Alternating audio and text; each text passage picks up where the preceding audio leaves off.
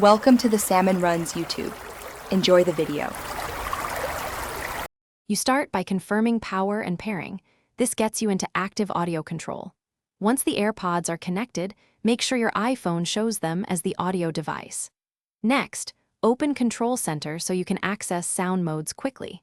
Tap the volume slider and press firmly or long press.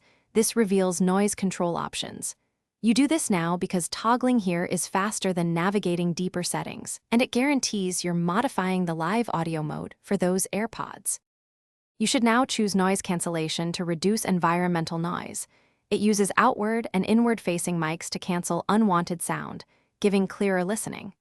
If you need situational awareness, switch to transparency, which mixes ambient sound with audio. Adjust fit and seal if cancellation seems weak, because a poor seal leaks noise and reduces effectiveness. Once done, test with speech or traffic sounds and compare modes. Make sure to monitor comfort, since ANC slightly change. Finish by customizing controls. Set press and hold for ANC or transparency on each AirPod in settings Bluetooth so you can toggle hands-free. If noise cancellation is inconsistent, restart your iPhone and reconnect the Airpods. Firmware or Bluetooth glitches often clear with a restart. Finally, maintain cleanliness.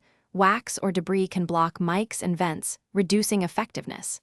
If problems persist, reset the Airpods and repair. That usually restores default behavior and resolves stubborn ANC issues.